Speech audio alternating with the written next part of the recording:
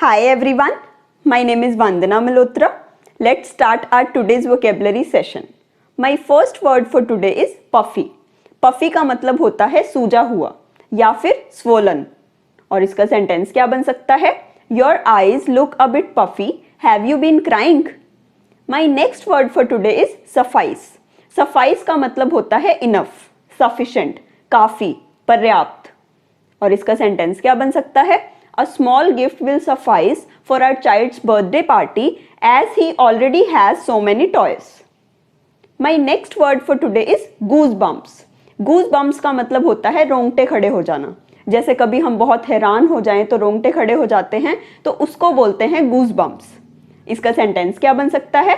I get goosebumps anytime I am scared. My next word for today is blister. Blister का मतलब होता है छाला. जैसे कई बार टाइट शूज पहनने की वजह से या फिर हाथ जलने की वजह से छाले पड़ जाते हैं तो उनको बोलते हैं ब्लिस्टर्स. इसका सेंटेंस क्या बन सकता है? I got blisters on my feet due to tight shoes. My last word for today is controversy. Controversy का मतलब होता है वाद विवाद, डिस्कशन, झगड़ा. और इसका सेंटेंस क्या बन सकता है? There was a controversy about the location of the school.